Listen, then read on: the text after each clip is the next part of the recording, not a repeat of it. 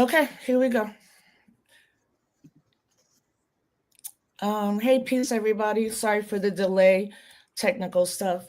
We're about to get slammed out here with two snowstorms back to back, really bad ones. So peace, everybody. Thank you for joining us again this week on Disrupted Chaos. The show is getting better, but I've been asking folks if you can volunteer producer. Maybe you could get credits at school as an internship, graphic designer. We really, really would appreciate that because I think we're going to have to expand the media initiative that has been is now part of Cooperation Jackson. So our comrade Tandi, her root work that you can find on Black Liberation Media and YouTube channels. Kali Okuno, executive director, co-founder of Cooperation Jackson. So, the shows are getting better, and we even got to get better because every day it's some madness. Like every day, I'm like, it cannot get worse. And then I've been irrationally probably really angry with the Democratic Party right now. Like, we don't need you to go in front of buildings. We need you to shut it down. Sit down on the congressional floor. If they got to arrest all of you, then take the arrest. Because now everybody's been confirmed in this crazy cabinet. Chaos, right? Like, that's why I called my show Disrupted Chaos, because of his last presidency. And you got the fecal Dems and some of them affirming the cabinet positions. And I'm like, why? What's the point? Like, do people not realize we might not have an election in 4 years? So You might not have one in 2 years. 2 years. That's right, Congress. Yeah, so he just announced before we came live that the Department of Education will get shut down by Monday and people will be let go. And I was finding it very hard to understand all of this in a political context. But today on Democracy Now, I saw an interview about the rising right in Europe, but a smaller country, Hungary, is now has the most fascist dictator kind of authoritative state. And now, of course, Israel being like, if we don't get the hostages Saturday, we're just going to keep bombing, which they're already bombing. Like, they're bombing settler colonialism. I mean, it's crazy. And you have people in power that now have all our information. They're now threatening even to try to deport pro-Palestinian students. I'm like, where are you going to deport them to the Bronx? Because it's not all Palestinians protesting. It has been a year and a half effort. They're coming hard, y'all. So yesterday, I was telling you, and I'm glad so many people tuned in for the Built and Fight formula. And I said it's the second Tuesday of every month, and then I'm here Wednesdays and Thursdays. So, some of you have asked about language, and I get it. I think as someone that wasn't born in the movement or really came into the movement, I didn't know a lot of language myself, and language changes. So I was going to have Kali putting into context, of course, what's happening, and then just some terms. But I really do want to, I feel like seeing this interview today made me so clear on what is happening on a global level. So, yeah. Comrade Kali, what's happening? Well, they moving their agenda. Um, um, they are building the case to construct and ultimately win, what people call a constitutional kind of crisis. Right. But they're building the argument for it. They're building the case, and trying to build a level of popular support for it. So that weird interview that Elon Musk and Trump gave yesterday, was probably kind of like the main course of that, where he had Elon Musk speak longer than him, which normally don't happen, right? Yeah. And then come and give a crazy, argument about the government being the enemy of democracy and the private sector, of which, quote unquote, he represents, to use those two terms. And there's problems with both of them, but we'll get into that.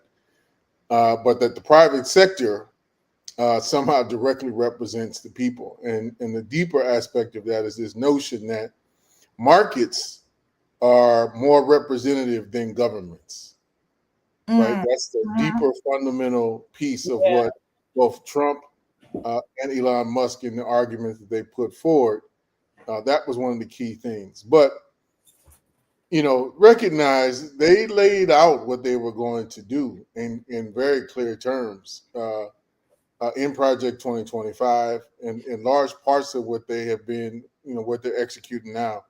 In truth, Project 2025 was really an assemblage of things that had been on the conservative right-wing agenda, many of them for decades. So they aren't presenting anything new. And you could, kind of see, and most of what's being done was telegraphed years and years before, if we're being, completely honest. Yeah, so let me just break that down. Executed, or had the gall to execute it, or the social forces they felt were necessary to execute.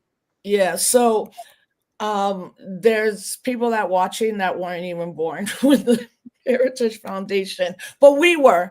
And also it was the Heritage Foundation. It was the playbook for the Republicans in the 80s, like take over school boards, take over local offices, take it, don't ever apologize, cut everything, make Black women the welfare queen. Like that's the 80s when we were teenagers, right? And then after that was the Contract for America, right? And now 2025. So, I was telling some older folks, like younger people weren't even alive then. Like because it's like that means we're 50 and up. So we're like, damn it. But yeah, so now, as you said, they have the forces, but I also I don't want to watch mainstream TV at all. Nobody should be watching mainstream TV on news because they're completely complicit. It's disgusting. They're complicit. I talked about the punditry class, but we should be watching a news conference like that to hear everything, the craziness that was being said by Elon Musk. I'm like, dude, are you the president? Like, what? In effect, right now he is. They might come to blows soon, but in effect, he is. And he's got his son, then him as a white Afrikaans, and his dad who's saying, like, I really felt yesterday, like, oh, okay, this is it. Like, they are clear on what they're going to do, but again, the Democrats pose not an iota. Like 100 people is not going to have, like, we got to get, 77 million people voted for him, so. But we keep in mind, right? Because we have to A, we need to be materialists, and then B, we need to point out flaws and contradictions, right? And then really point out the ones that are operable, meaning that we can work on them in some particular form or fashion through organizing. Now, keep in mind there are more people who did not vote for him or any of them than there are folks who voted for either party. Yeah. Keep that in mind, right? That, for a good chunk of the people who live in the United States and who have the franchise, and remember, not everybody in the United States, even if they were born here, has the franchise on account of, having felonies, or Puerto Ricans, don't have the franchise. So folks understand, what not on the island. Yeah, not on the island. Puerto was like, right, not on the island. I say every 4 years there's a disenfranchisement of 2.1 million people. Right. So, so why I say being materialist and being concrete, right? Because we also have to be, to not sideline our politics and the objectives by which we are pursuing. So what do I mean by that? To use that example, right? Now, that's ultimately, I'm not Puerto Rican, and that's ultimately the question of self-determination is ultimately a question that Puerto Rican folks, have to determine themselves. That's what the right of the self-determination means of a people, is really just the right to choose how you want to affiliate, how you want to be governed, how you want your society to function. Right? Right. That's in essence what self-determination is. That's for the Puerto Rican people to decide. But I am partisan to a particular view, and that's a view towards the independence of Puerto Rico, right? Unabashedly, from my politics. And so we need to be very clear about what the disenfranchisement of Puerto Ricans are as a subject people to U.S. colonialism, what that means, right? And why this particular group, why this territory, because that's how it's officially listed in the United States, why this territory is being held hostage and captive, basically, and not being allowed the franchise to participate in the colonial project in its democratic processes. Right. DC has much of the same thing. So I'm just highlighting points, or we can go with Guam, or we can go with other places, because most folks don't even know about all these colonies that the United States has, or still has and maintains to this day. So it's up to us to highlight this, and then be very clear about why the Democrats are not posing any serious opposition. Because in most point of fact, they actually agree with what is going down. And we need to contend with that, because we have to get rid of the Democrats in our heads, right? And so that is a critical point. So if you were expecting them to be some type of loyal opposition, well, focus on the fact that they are being loyal. And being loyal at this particular point in time means basically, they're not trying to surrender the U.S. project. And at this particular point in time, we need to be very clear that from their vantage point, number one, they use fascism as a last minute kind of prop. They did not really mean that, right? Because if you really mean that, then you understand you don't beat fascism at the ballot box. That's not how that goes down, right? And in no place in history has it gone down that way. So that was always rhetorical from the end. They thought that it would scare people. But when in reality, people aren't stupid. They may not be well informed, but they are not stupid. And you got to make a distinction between the two. And the critical thing that we need to kind of recognize about, in part what's going on, is that a large segment of, people who vote within the United States and who traditionally vote Democrat, they made a principled decision to not reward genocide. That is what their own statistics and their own surveying, their own polling, all these different things that they've done kind of post-mortem to really figure out, well, why did we lose? And if you look at it, that was a very clear thing about how many people said that they were not going to support in favor of genocide, point blank, period. And why? We now have to tackle the particular reason of understanding that at least the faction of the Democratic Party that Joe Biden represents, and in truth, he represented the institutional majority. We need to be clear about it, and so did Kamala Harris, probably even more so at the end of the day than he did. They are with that program, right? They don't have no fundamental disagreement. I mean, that's the problem. What's the point? I now have no desire to ever participate in the electoral political project. Like you said, withholding your vote is a tactic. And that's what happened, but if the Democrats couldn't understand they were going to lose on this issue, then why would we ever trust them to but do we need the peace, Rosa. The dismantling of the Fed. No, I'm saying this is what people are saying to me. This is what even my cousins were like, yo, he's gangster. He's doing everything. And I think, if anything, fundamentally, we have these conversations and there's always truths to that. Mm-hmm. But he has immunity from the Supreme Court, period. He's the commander in chief. I'm not saying that we would think this way, but all the Democrats are doing is saying he's a convicted felon 34 times. He was a rapist. People don't care about that. He don't care about it. So he has immunity, like what he always said. I can shoot someone in Times Square and get away with it. Right. And that's what I think this is maybe like, I was like, wait, they in less than 3 weeks are legit dismantling the entire federal government and any rights that we have. I think the only thing the Democrats should be doing, and I don't mean just in DC, if you are part of the Democratic Party, I mean, maybe we need to talk about the Green Party and other parties, but obviously the Democratic Party, shut it down.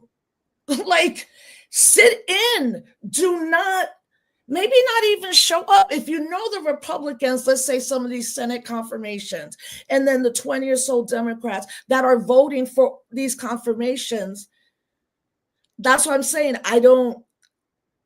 But here's the problem, Rosa. People are witnessing. Here's part of the problem. Nobody can defend the status quo. Mm-hmm. Nobody can legitimately defend the status quo because we all know it don't work. Right? That the social contract, from the New Deal, right, which is basically what we've been living with all of the last 70 years. That's gone. It's broke. It does not function. It does not work. And so all the Democrats have to offer is a defense of something that is broke. They have, or at least you're going to put it, they are not willing to allow alternatives to emerge, right? And to be given a voice or a position as something that they will fight for. So, and let me just cite one, right? Universal health care. Right.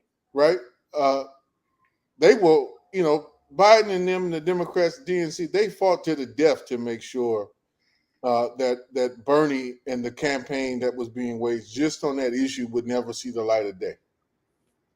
Right. And utterly tainted and destroyed it. In the last go round, when it looked like Bernie had a reasonable chance of winning the Democratic Party nomination, right? They called on, basically the CBC, the Congressional Black Caucus, right, to basically bail him out on Super Tuesday, right? And so the kind of a political alliance, which you saw, on full display and its full kind of maturation with what happened at that DNC convention and the whole elevation and nomination, however, distorted that was with Kamala Harris.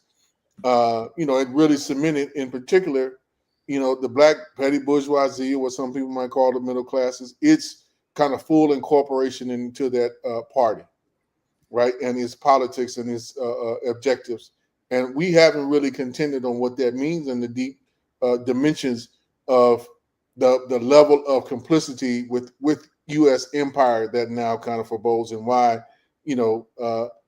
all the best that they can offer is defending the status quo, even though that status quo does not help or benefit the vast majority of black working class people, their own people, let alone the vast majority of people in this country, be they Latino, white, Asian, whatever, indigenous, don't benefit them.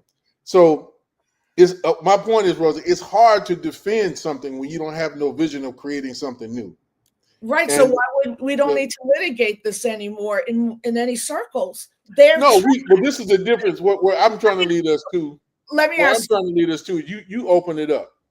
Like, on a certain level, we can't ignore what exists. They exist.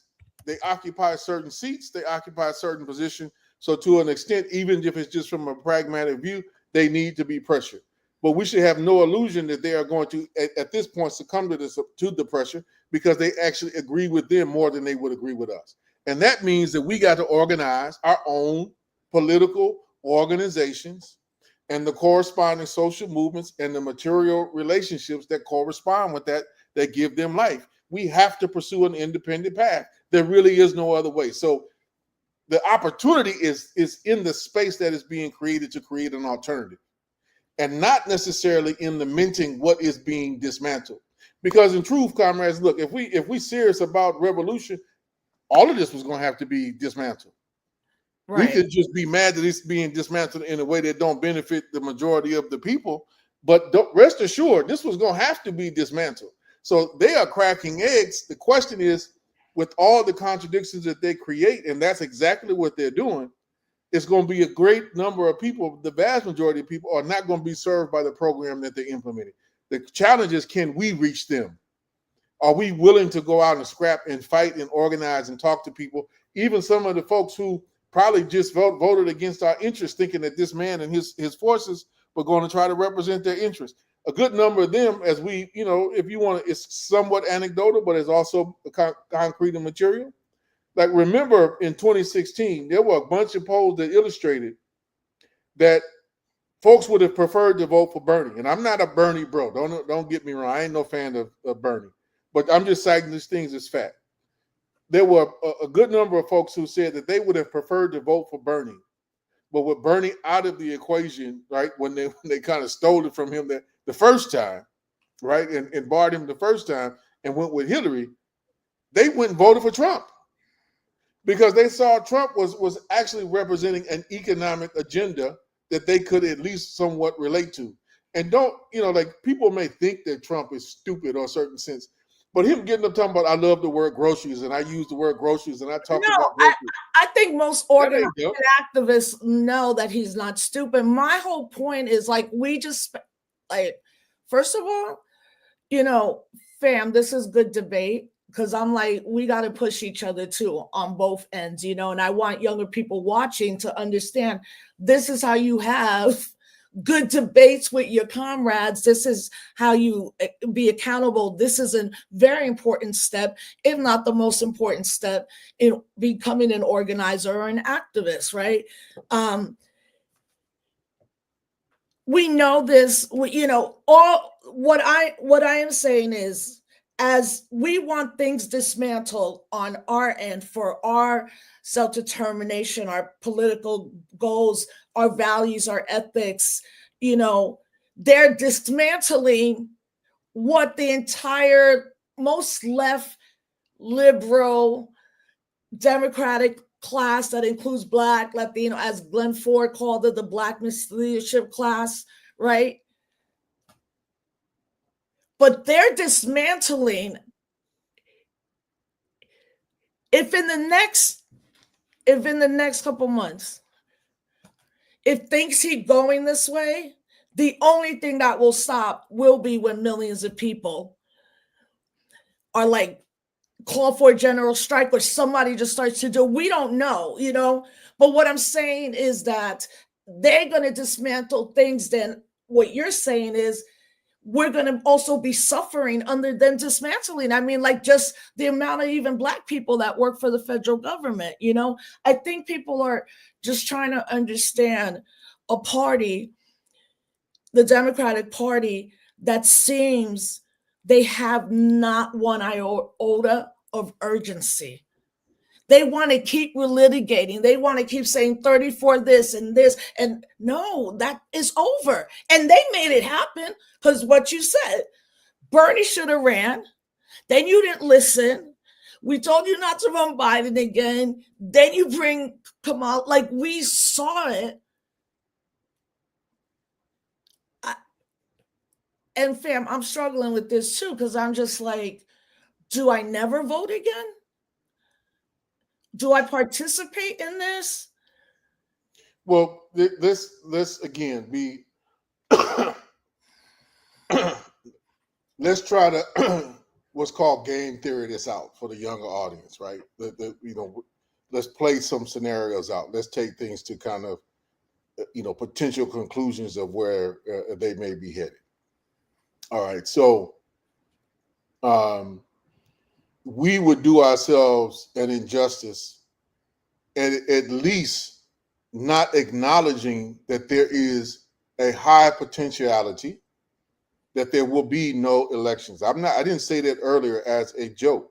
Yeah. And you know me, Rosa. I've been I telling know. people Yeah. for years, Civil War is coming, and this next go around, do not assume, right, that the bourgeois order, right, the liberal Republican democracy that folks know, and this constitutional order for folks to understand in part what I mean, who are familiar with those terms. Do not assume that that's going to continue to function or operate. Right now, that doesn't mean there's different scenarios. That means that they can just get rid of it all, completely, or they can you can use another part of the imperialist playbook and just construct basically kangaroo elections. Right. You mentioned Viktor Orban, right, in Hungary, right, Yeah, and that's what. the Fidesz party. Yeah. They've been running sham elections now for over a decade, Yeah. where the outcome is utterly predictable, right? Completely predictable because he's basically, either moved off or disciplined or eliminated, literally and figuratively, right? The political opposition, and they just run these sham elections now. Basically, just enough opposition gets allowed to like vote and have a percentage so that they fit between certain norms of the European Union, of which they are a member, and they stay tied to in good standing to be part of the common market that is the European Union now, and to receive EU funding. So they just run a game just to make sure that the game is played just within well enough within the rules.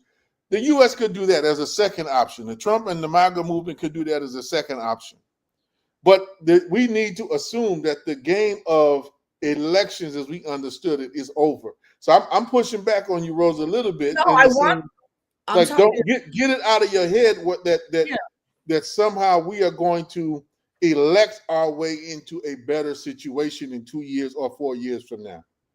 And we are going to have to social movement our way in building people's power in our communities, in our places of work, in our places of worship, right? Wherever we, what the saying goes, wherever we play, pray, work or sleep. That is where we are going to have to organize, build up our strength, build up our base, and be able to fight back from. It's a harder road, but believe me, that's why I'm going back to that point. Remember, there are more people who didn't vote for either one of them out there who've long been disconnected and see no value in participating in the sham that was the elections as they stood. That's number one.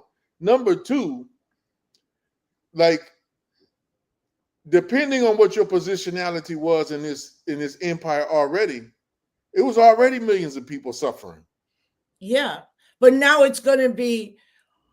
I don't even think on this level we're disagreeing, and I'm not talking about like. I'm just responding right now to the second party that's in power right now. And when I started reading about what's going on in Europe and the implications for the world, then there's implications for the world of what the United States is doing. And I see other countries, if the way they're moving right, some are trying to stay center left, and all of that, but there's millions of people on the streets, like what happened in Germany, 3 or 4 days ago. We're not seeing the urgency. People, we're not feeling the urgency right now, and maybe people are just like, this is not going to get that bad. At least we'll be able to eat and pay our rent. I think it's some of all of that, right? Yeah. But also remember what he is doing has an intentional effect. And right now they are running, I would call it, a master class in shock and awe. right? And it's basically, if you look at it, it's like a good fight where right there. you every time you step back and you think you blocking, Right. you blocking the hook, left yourself open to the other, Yeah. and so they that's what is coming. They just sending blow after blow after blow, and fast, unfortunately, like really fast, like yeah, like. And so where do you spend your time and where do you spend your energy? So that's part of it, right? Yeah. It's the shocking. Oh, where do you spend your time? Where do you spend your energy? So like, okay, he's about to announce tariffs. So let me try to get with farmers or the trade unions and figure out what we can do. Then the next day, like, well, all right, I'm gonna attack undocumented workers. Okay, I need to throw down with that too.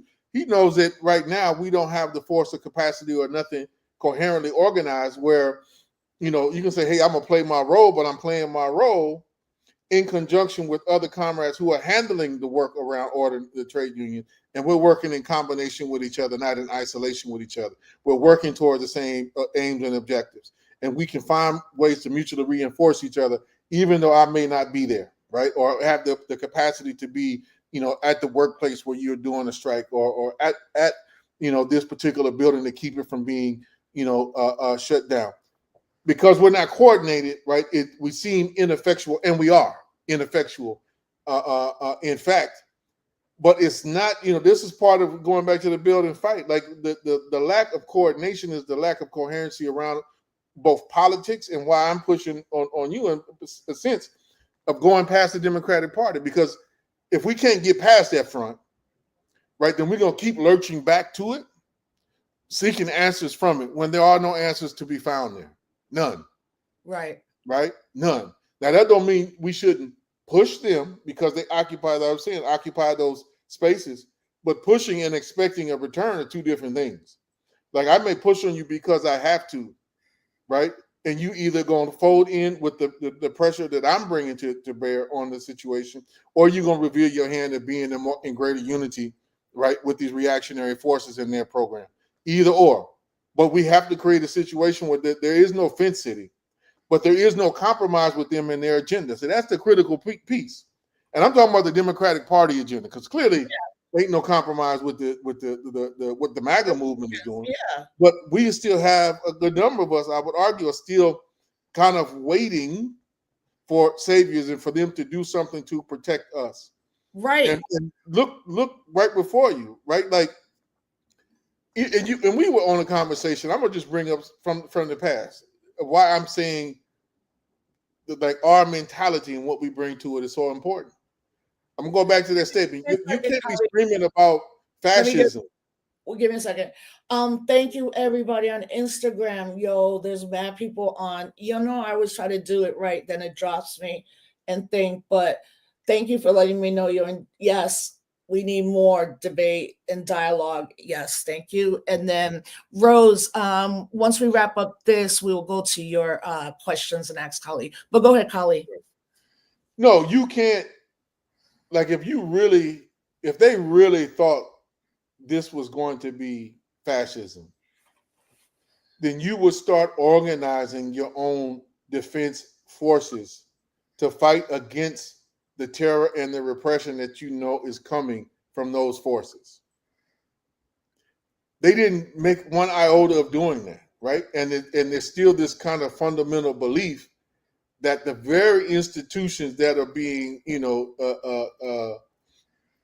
deployed to repress us contain folks in them that will somehow defend us, right? That was nonsense. That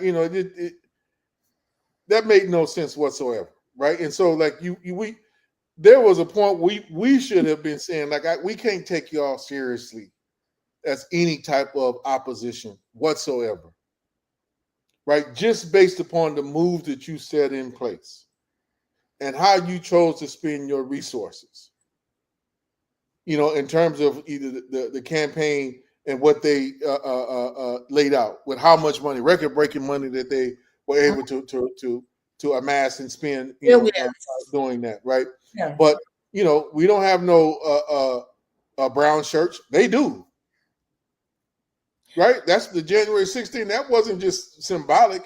It's like, I'm gonna deploy all the folks to create a force that's strictly loyal to me and gonna do what And I they're what I all need to out. do They're on all a out. legal basis, right? They're all out. 1,500 Right? people are out. We don't even know where they landed, except they're They're doing out organizing, and they have resources to support them. right. Let's be clear. We know what they're doing, Yeah. right? We may not know exactly where, but we know Where, what they're doing, and yeah. they got marching orders. They got billionaires supporting them, enabling them to do something. So they're gonna come with a particular program. That's probably gonna roll out in a couple of months. Where they'll start hunting people down, which like literally, right? Right now they're just Oh, kind of moving folks out on the streets. I'm glad you said that because yes, there came a video out of Memphis, Tennessee, where 4 white men went in saying they were ICE and tried to detain. They were all Mexicano or maybe Central American, right? And then one of them said, "Where's your warrant? Like, where's your badge?" And I'm like, "Wait a minute. This is what we know what is happening. Is like white men running up on black and brown people, but immigrants are not going to be thought they're anything but ICE. So, but these are bounty hunters. You know what I'm saying? Like Exactly. that's there, and that's what you're saying. They're organizing. The word is out. So now it's completely acceptable for any white man group of y'all to go in somewhere and be like, we're ICE and lie. And then what?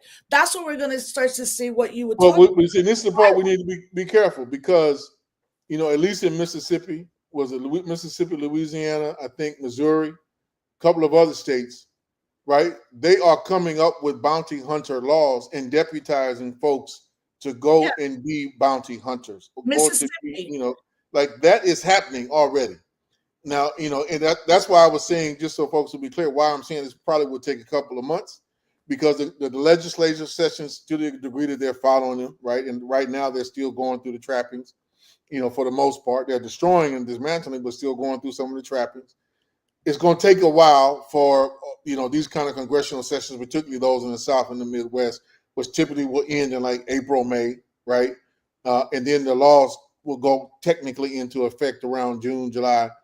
And then once that's kind of set in stone, then it's going to be a whole nother step, right? And right now they're still waiting for, they're still hedging that they still need with certain sectors of their own base to have a certain level of democratic legitimacy. They're going to keep pushing that while breaking the cornerstones at every particular step, right? And dismantling the institutions like the FBI and the CIA, or I shouldn't say dismantling, they're weakening them and then putting their own people in. They could dismantle all the alphabet boys, DEA, FBI, y'all. I'm like, we ain't trying to save you. Although that's your point with the Democratic Party. They're like, no, we want the FBI and the CIA. It's like, they're schizophrenic. Where we're like, no, this is what I mean, Rosa. All they can do is offer is the protection of the status quo. Yeah.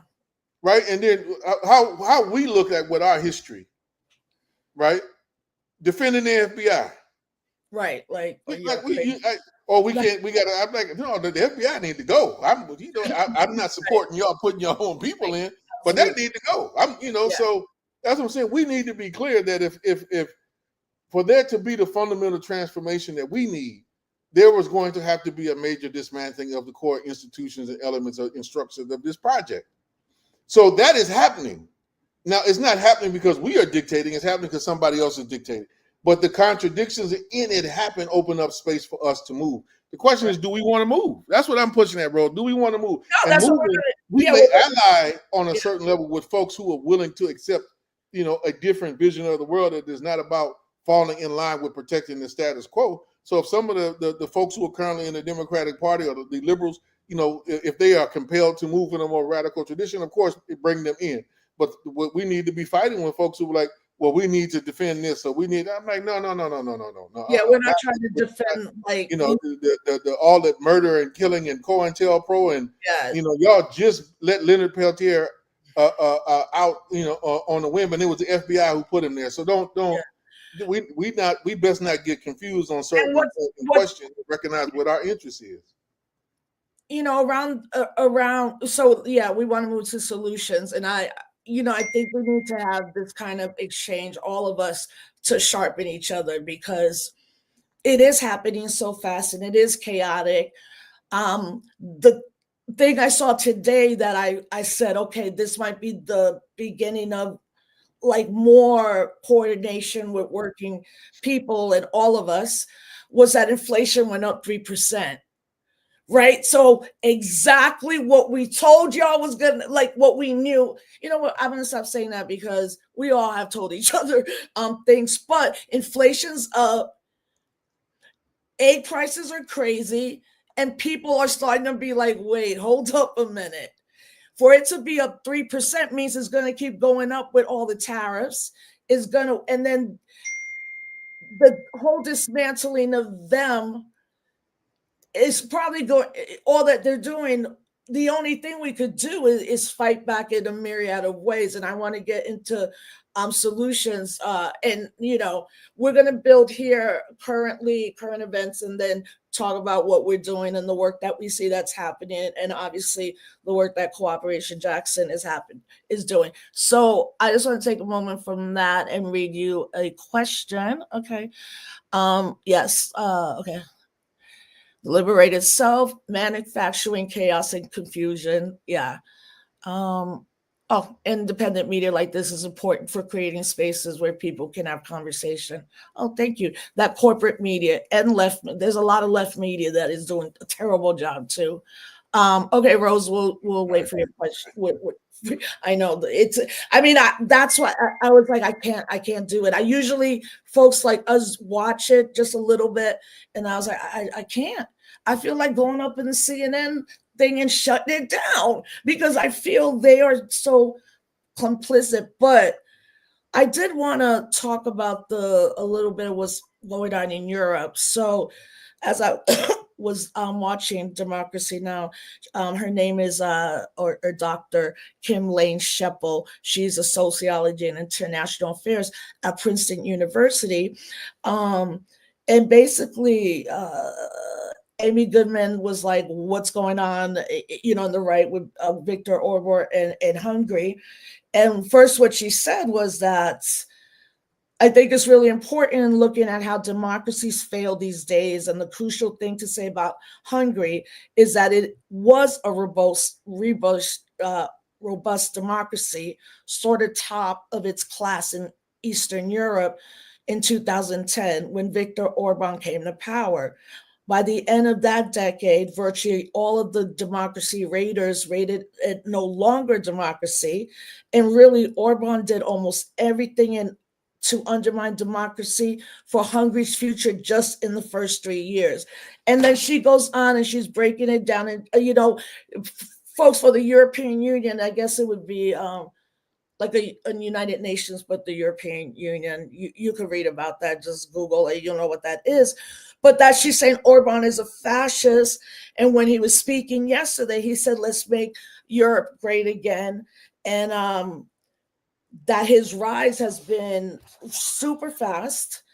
And that there's another institute out in Europe, it's called the Danview Institute, that has a relationship with the Heritage Foundation. And also his attempt to become a center for right-wing movements throughout Europe. You know, and that's the international implications that are going on, you know. So what would be, with Europe heading where it's at, and we've seen this, the same thing with, I mean, more migrants die in the Mediterranean Sea. People never talk about that. If Europe is going to this right and more countries want to go with them, what would be the implications for, let's say, the continent of Africa or South Central American? Because we have to have an international lens when we talk about this too, you know, because as bad as things get here, they're going to get worse in Europe. And what does that mean for the rest of global Black and brown people? But what would be the hardcore implication for let's say, the continent? Mm-hmm. Well, let me offer this, right? A reading that I want to encourage folks to engage in, right? I want folks to pick up Amy Cesaire's Discourse on Colonialism, and give that a good read. You know, to understand, I think most concretely what fascism is, right, from the perspective of, you know, its kind of colonial subjects. What was the name of the book again, Khalid? Discourse. Discourse on Colonialism Okay, thank you. by Césaire, Amy Césaire. And that's mine. That's mine. People. Oh, I was like, what's going on? People hitting me in the middle of this thing. Some I think are watching this.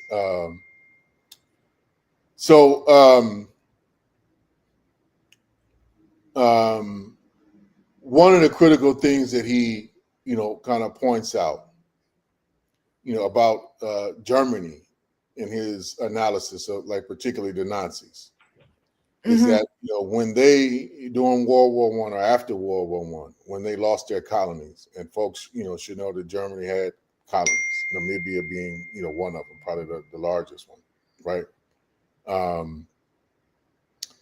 When they lost their colonies, right, they could no longer kind of extract, you know, externally, and they became, you know, intentionally much more kind of landlocked than they were. They didn't have the advantages of, say, France or Spain or the Netherlands in particular, or the UK, in having a sea outlet that led them over into the Atlantic world, you know, to the markets in the America where their, you know, descendants, right, the settler colonials, you know, were kind of constructing new empires. So they had to strike out by then cannibalizing Europe, right, in order to expand, and that was a critical piece of the Lebensraum,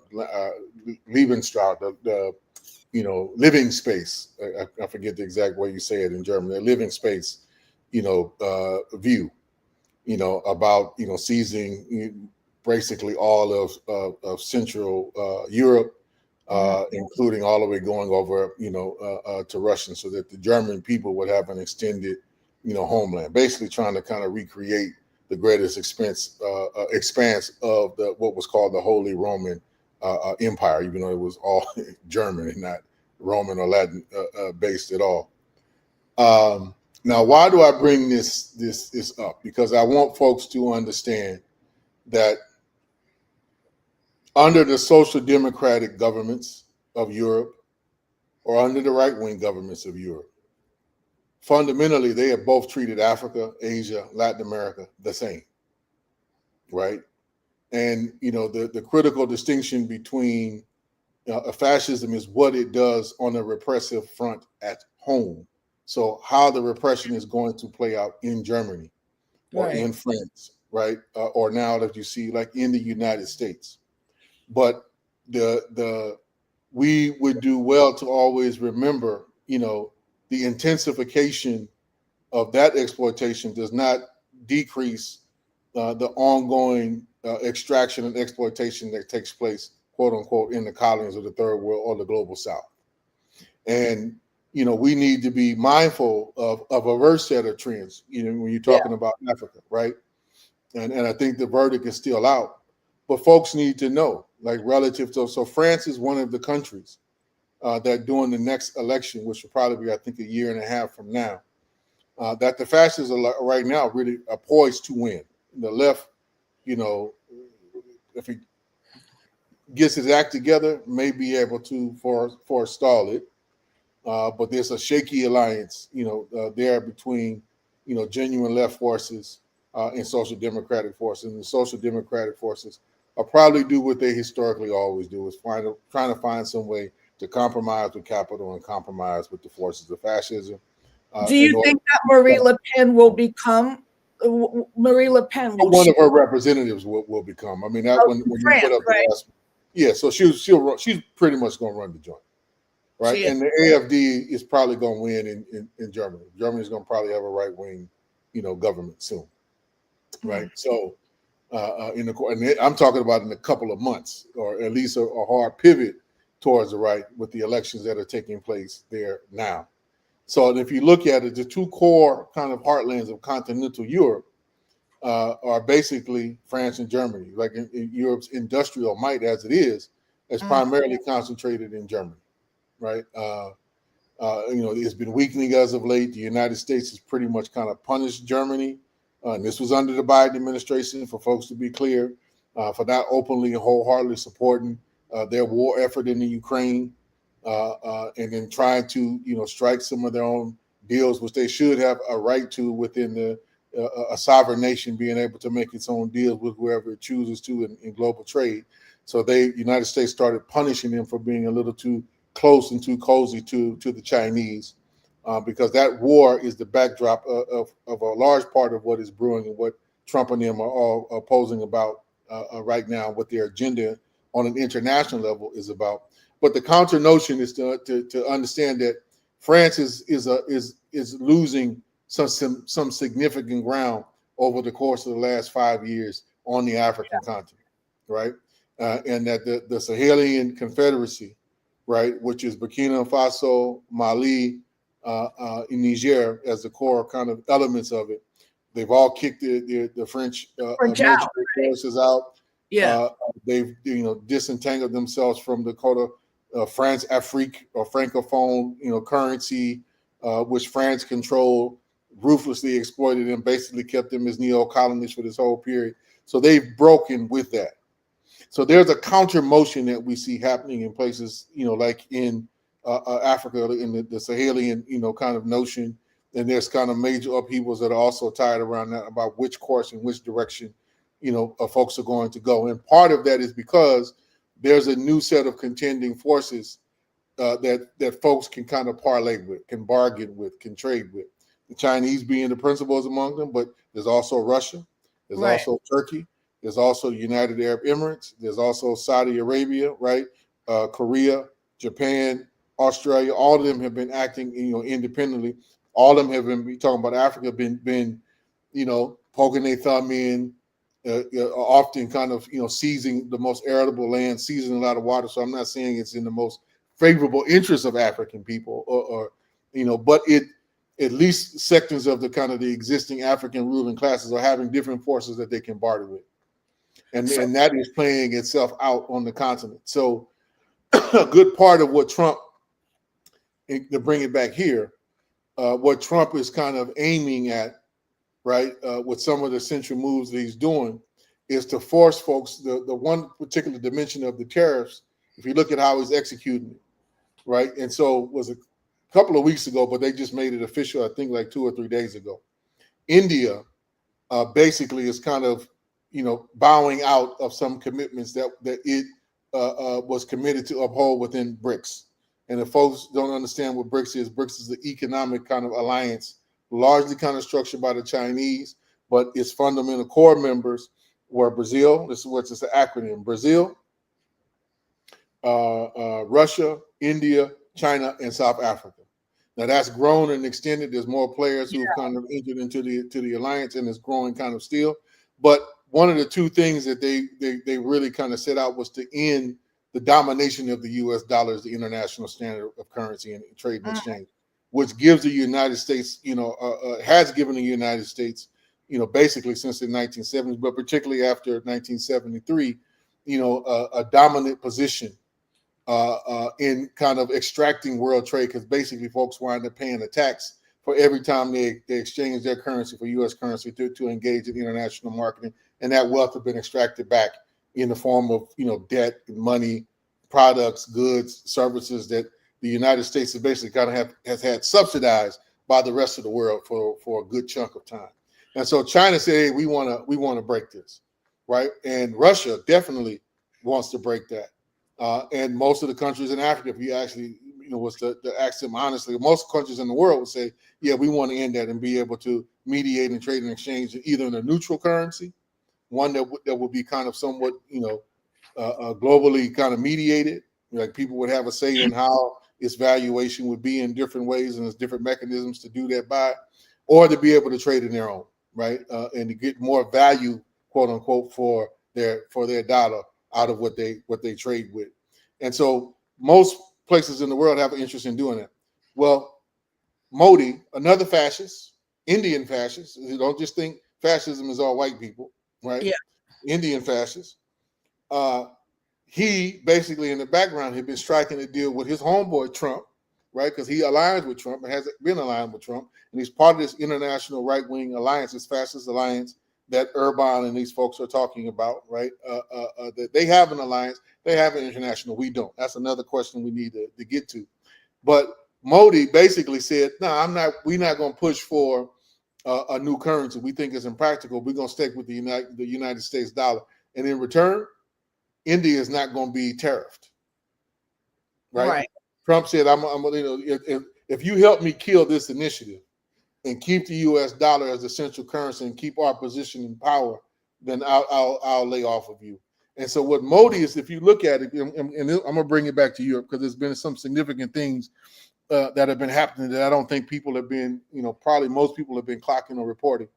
And so in Europe, in France, this week, there was this huge international summit where the Europeans tried to bring forth, the Americans and anybody who's doing AI, right, or have a hand in the construction of AI, tried to bring them together to sign an agreement around creating ethical AI and rules and standards for AI and how it would operate, how it would be constructed, how it would be deployed.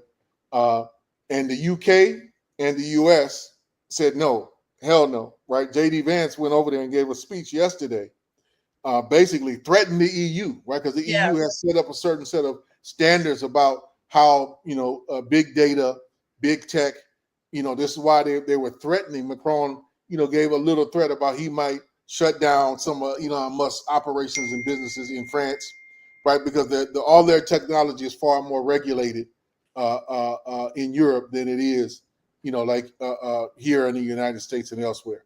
Well, guess who was the mediator in all that, in the co-convener along with Macron? Modi. Modi. Now the Chinese were there, right? But they didn't play a central role. And you ask yourself the question, why? When China is the only other real player in the game that is competing, going toe to toe with the United States in the development of AI, right? And so it was a subtle nod that we need to create kind of like a third way, but also a subtle nod that we want to stay more aligned with the West than go with China. China signed the agreement, by the way. I mean, but also it's like China's like, we own all of y'all worldwide. Like, we own you, right? That's like, I mean, there's that to a degree. But to all of you Game of Thrones fans, I don't know if y'all remember, I think it was season 1, right? When Cersei had to put, I forget the character's name, but she put him in check about power, right? Drago. Yes, right. She put him in check about power. She was like, I can kill you right now. I encourage everybody to watch Game of Thrones in this moment too, because I'm like, she's like, I know you got money. I know you got money, and you got your hands and your fingers in most everything. But at the end of the day, right? I got these goons, and we can cut your head off right now. Right. So a brilliant scene. And remember, that is what I'm bringing that up because that is what the United States holds over the rest of the world, right? And China is very aware of that. That's why they don't overstate and overplay their hand. They are playing a very patient, long game. Very disciplined. Like we don't want to go to war, but we are getting prepared to defend ourselves, right? Yeah. And we don't want to be, and we are not going to allow ourselves to be dominated by you, which is why we are putting all this investment in AI, because we are very clear about what Peter Thiel and Elon Musk and all those folks, these tech lords, what they want to do with AI, right? Well, what things that they accuse us of doing, they are implementing in your so-called Western democracy, and you are buying into it and giving access to it willingly. The professor today, that I've been reading from, and y'all should watch Democracy Now! I totally watch it every day. Sometimes you're like, don't be so liberal, but what she was saying is that Elon Musk's whole goal is to have his own bank, right, and like control all the money, I was like, an individual could just become a bank, or what he's trying to do with some of these tech people, right? Right. Okay. Right.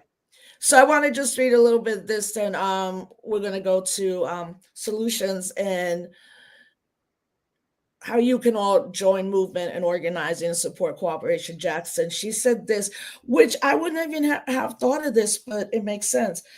She said, what we're seeing as Trump has come to power with this Blitz program, written by private actors while Trump was out of power. I think the one thing we've missed is that the first places that Elon Musk went into were the office of personal management, so controlling the entire federal workplace, then the Treasury controlling all the payments, then the budget, then the General Services Administration, even to IT. That's information technology. And I was like, IT. And what she was saying is, like, in the United States, all they got to do is deactivate your cards, because you can't get into these buildings unless you have that. And I wouldn't have thought of something that not simple, but all they got to do is like deactivate it. It wouldn't even be a fight. It's just like, you're not getting in the building ever. Right. Like, That's right. That's right. And that also, she calls him the ex-president, to allow the people in the White House to exercise direct control over federal agencies. Then she was talking about, even if all of this is going to be litigated, it takes years to litigate something. So by the time it's like, you shouldn't have done that, here's the entire collapse of the federal government. So to me, what I'm saying, folks, is this was super helpful for me to see the comparative ways that really these white hegemony happening again. So I know we got to wrap up, fam, but we're going to keep having these great conversations. And I really, I think what's super important is to build up your politics, know your ideology. But so Build and Fight started yesterday. It was super well received. Yeah, let folks know how they can get down. Well, I'll let you know how you can get down with that. The second month of the second Tuesday of every month, you could watch and be part of the Build and Fight formula, which is specifically going like step by step, but I think really providing what organization looks like and what it means to be an activist and get to be an organizer, and somehow replicate a lot of the great work that Cooperation Jackson has been doing for over 10 years. Oh no, really almost 15 now. Yeah, so Kali, I feel like Cooperation Jackson is moving. I saw the Instagram where you're beginning to get the print shot together for t-shirts, the Really Free Market. I mean, I keep telling everybody, you're doing a disservice to yourself if you don't know what Cooperation Jackson is doing, honestly. And remember, it didn't happen in 2 years. That's the whole point. There was a plan put out, and we still got a long way to go to where we want to get. In terms of organizations in the country, I mean, nah, like black. Maybe there's some white retreat places, don't know like that, but the idea of self-determination is the most important thing we can get out of this, and mutual aid and how we work with each other, cooperative economics and things. But also, like, it's good to be part of something when it pops off, because it's going to, and we're going to have to get out there in some form or fashion in the streets, really shut down. You said when Trump was first elected, become ungovernable. That to me is so prophetic at this moment. So yeah, let folks know a couple of the projects, and maybe thank you for that. And I would encourage folks to check out our website, number one, cooperationjackson.org. It's a bit old school, so work with us. We're going to be working on improving it sometime soon. But the fancy presentation is not necessarily our focus, but we're going to get there, to make it more user friendly. But check us out there. Also check us out on Twitter, Instagram, Facebook, and soon, we'll be on some of these other platforms. Y'all have to forgive me. While till we all get shut down. Right. You have to forgive me for not knowing their name, but showing my age here a little bit. But I'm gonna catch up. But you can find us there, right? The tags for Instagram and X or Twitter is at Cooperation JXN, right? You can find us there and look for us and, updates and definitely, as we're building this kind of communications network, we definitely want to build up, a regular audience here since we're going to be doing more. So definitely, like and subscribe to the Jackson Rising page, which is our Cooperation Jackson homepage. And then also support, vehemently if you can, all of our partners, Disrupt the Chaos, Root Work, Black Liberation Media, Democracy at Work, with folks that we're doing stuff they're going to be rebroadcasting. So look for us there. Now, this piece I'll say, rather than just talking about in a little time, I know I got, remaining. No, go ahead. Instead of just talking about kind of Cooperation Jackson, I really want to just give a synopsis of, for this audience, a little bit of synopsis of some things to do, which is built on a Built and Fight formula for folks to kind of get involved in.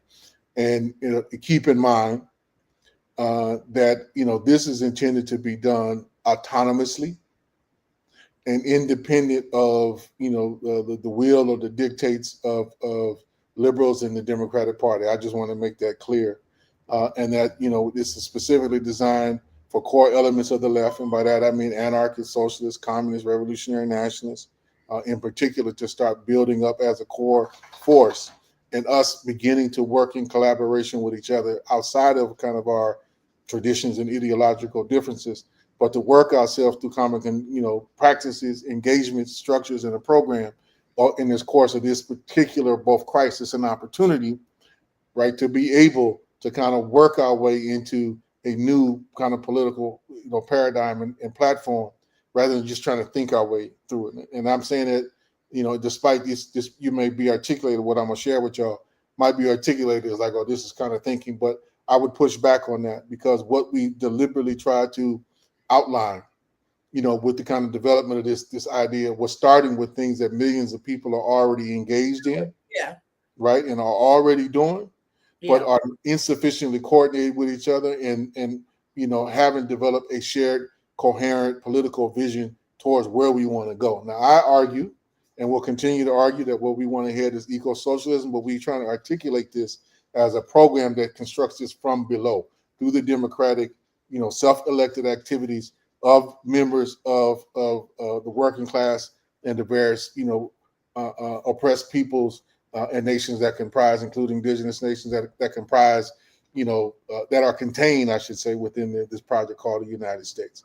So, and we put this out because, let's be real, despite however well things may be going in Jackson, we are in the heart of the Confederacy.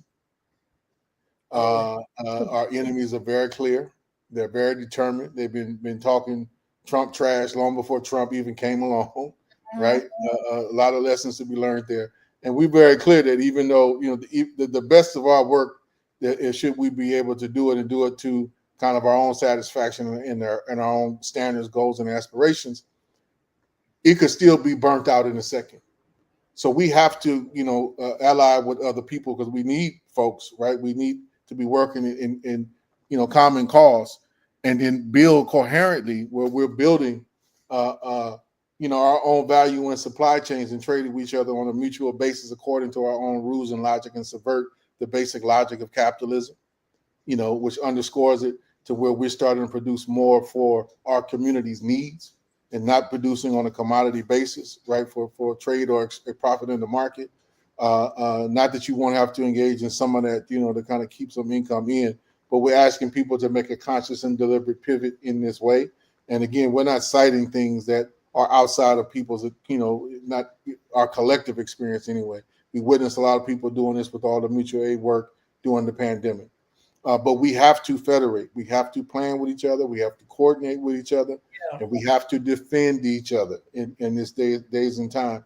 And in order to mount a real serious defense, you have to have the material resources at your disposal to be able to, put yourself in different positions. I'll leave it at that, and defend certain bases. So we have to get in the habit of enhancing our own productive capacity on our own terms. That's a critical thing that we have to do, y'all, right? And don't think that's why we call this thing the build and fight, because what most of us are positioned towards and how we think about organizing and activism is fundamentally, been geared in most respects within a kind of protest only framework or a protest dominant framework. And we're not saying that folks shouldn't, protest when and where necessary, but when we do, it should be to extract costs. Right. And the other side of what we cost and concessions, and the other side of this, that we have to build the alternative, right? And use that alternative to leverage power and build power. So that's why it's a build and fight. The other aspect of it, which some folks have kind of built on later, which we don't agree with, but we think there's a later point, right, is build, fight, and transform. And we're going to have to be able to ultimately push ourselves into a transformative dynamic, but we got to build up our ability to plan, coordinate, federate with each other to do that. And that begins by enhancing our productive capacity. So, Rosa, I want to just read a couple of pieces, and I would encourage folks to, you go to our website, you get our newsletter, The Cooperative Way, sign up for that, and get our monthly, newsletter. This, what I'm reading is just a short synopsis. Right now, we have to have that. Like, social media is not a strategy anymore, fam. Right. Like, we know they come in. That's why YouTube right now seems to be the most democratic space. That's why we're encouraging everyone to subscribe to my YouTube channel and Cooperation Jackson's, which is called Jackson Rising. Subscribe, because I see 6 months maybe left around. And it's going to be here, but we're not going to be here. Like, we're going to do stuff and they're going to just block it and take us all out of the algorithm. And we can't be living our lives on an algorithm. That's why we say, please, please, please subscribe to our YouTube channels. Go ahead, Kali. Just use it until we have it. But in the meantime, we need to be constructing our own tools that they don't have a monopoly or kill switch on. Right? That's the fundamental thing. So, just incorporate that. But so I just want to read just real quickly, and y'all forgive me for reading, but I think it's important, just to kind of distill this and be, somewhat short and concise. So first thing, organize mutual aid on a communal scale to address the initial economic shocks that are coming, to prepare for the increasing number of national disasters, and to better address the day-to-day ravages of the capitalist system that produce systemic homelessness and hunger in our communities on a daily basis. Right, so the deep level of crisis that we've already been in, we have to address that, and then plus what's coming. Engage in collective food production and exchange. Utilize and claim all of the lands that can be employed to meet the social need, including the decommodification of corporate lands and the democratization of public lands. So listen to that, very careful, kind of what's implied there. Because I remember last night somebody asked me, is there enough space in New York City? And the answer I had to give them yes and no. And it depends on how you approach that question and how you actually seize upon the resources at your disposal. And you're still going to have to connect and network with folks, outside of New York, to be able to do that. But listen to this again, particularly the last part, comrades, is including the decommodification of corporate lands and the democratization of public lands. Third one, engage in militant worker self-organization, build cooperatives and trade unions, and have them coordinate the production and distribution of essential goods and services we need to survive and thrive, right? And that entails, putting in command their productive capacity, basically, right? And utilizing those means of production to meet community needs and not just serve the needs of, supplying the markets, or just doing what Target or Walmart or Amazon or some of these people tell you to do, right? Organize yourself in collective, so it's not just an individual act, but organize collective power exercise. Yes. Now this new one is one we have to go through in more detail, and this will be, I think, the fifth in our series that we'll bring some folks on to help explain, some greater detail and better than I can. But that is engage in community production through tool lending libraries, maker spaces, and the adoption of digital fabrication production techniques to break our dependency on industrial monopolies and the byproducts of their wasteful methods. Defend your peoples and communities and protect what you build through the organization of self-defense committees. We see some of that I saw already going on. I think it was in Ohio. Some folks took on. A couple of young brothers ran up on the Nazis like, "Oh, y'all want to be out here? We out here too." Yeah, Yeah, that was but good. you know, can't just be spontaneous. It's got to be organized to the greatest extent possible. You know, and keep it, you know, first level, keep it to folks you know, and you know, within your community. Start with your friends, neighbors, you know, cousins, relatives, comrades. And I'm saying that, you know, so you just because the FBI is being you know, attacked, don't mean it's still not on the prowl and looking to infiltrate and disrupt our work, particularly in this particular vein. So be smart about organizing your self-defense work. And then the last piece I would just say is organize peoples or populous assemblies to plan and coordinate all of the above stated activities to ensure that all those who engage have their needs directly met, right? And so, you know, the first part of our solution is deep democratic organizing, and and this is just try to give it some direction and focus, because people are, what do we do? What should we do when there's tons to be done right in front of us? That we have to start with some of the basics in this day and age, but that is where we're going to build and aggregate our power and have our ability to meet some of our fundamental needs with having to constantly run to markets that are controlled or owned by others, and they can easily shut down, use food, water, and all these different things as weapons. And we know they would do that. You know, In a second. if you don't believe me, just go back and look at some of the history around New Orleans after the hurricane, after Hurricane Katrina and the Great Flood, and understand how intentional that was, right, and deliberate and planned that was, and how it was, you know, very, you know, and they stated, they didn't particularly hide it, that, you know, one of the then, you know, state senator said, you know, Katrina did what God couldn't, God did what we couldn't do, which was basically clean up the projects, right? So put that in mind, but we offer that for folks to, you know, pick up, adopt, coordinate. Like I said, we got to federate, so be on the lookout for calls on that, and definitely continue joining me and others as we go through this Build and Fight formula, the second Tuesday of every month, you know, through this network. Yeah, and I'll do what I did last night, fam. I got a nice HD TV and it looked amazing. And I just did the Instagram live. Look, and before we wrap up, right, a couple things. I think people should be looking at Puerto Rico as an example. That's right. Of what's not going to happen. We're not going to be a state. We kicked out the cryptocurrency boys. We're fighting gentrification. And for Boricuas, for a long, and part of this, fam, is you have to decolonize your mind. Like, you have to be very internal, right? And a lot of it, especially for Puerto Rican and other Latinos, will conflict with family and religion and church and all of that. But Puerto Rico is the example right now. It's my friends, as they call it, are repatriating back to the island, you know. And that's why also the United States, like, look, ICE came to Puerto Rico, they got ran out, but what's happening now is that every little town, we got 72, which is why it's very strange to have 72 mayors in towns, but they go around at night with old school trucks and like reggaeton music, and then like you don't have to answer, you don't have to do this, you don't have to do anything. But what I would say, just practically too, be ready for disaster. And I'm not only talking about a climate disaster. This is a disaster.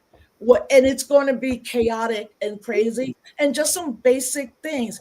Get your backpack, know your phone chain, subscribe to newsletters, self-defense, you know, and no performative actions. Like, John Leguizamo put up a post yesterday, and I was talking to people about it, and it's calling for February 28th to just boycott Walmart, Target, and Amazon.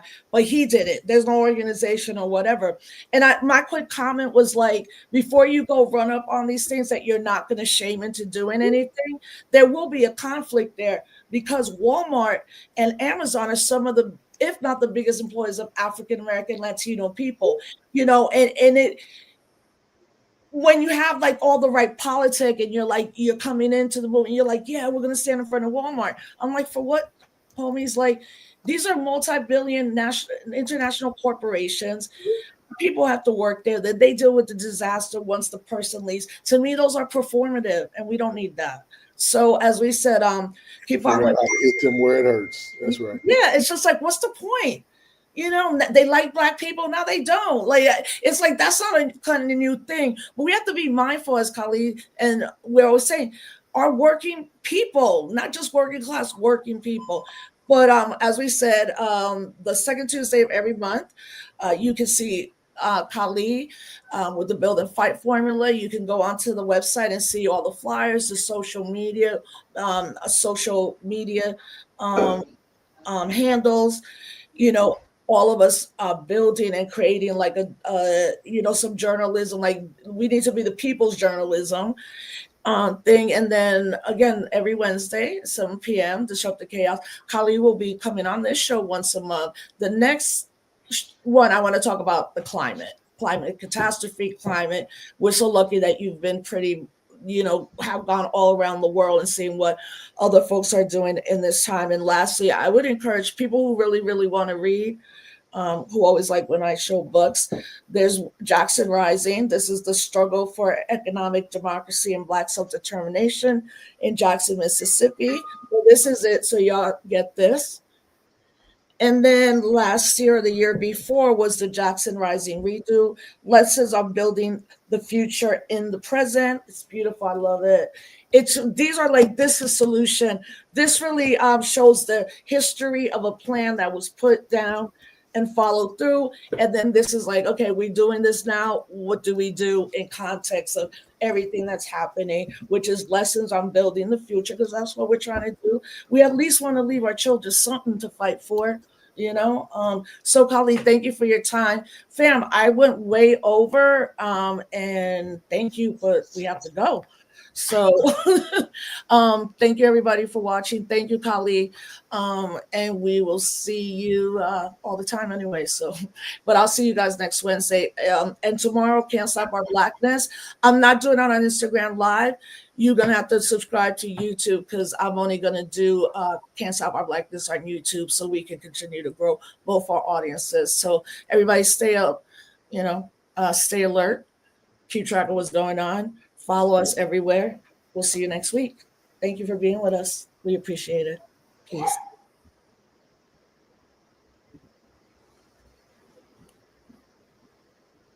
Hey, you still there?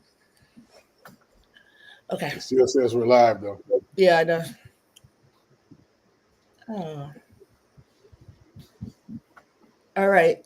Thank you for all the chat. I'll try to get better on this. But I'm sure Khalid has another meeting right now, so I'm gonna have to let him go. We went way over. All right, comrade. I'll see you soon. Love to the fam. All right.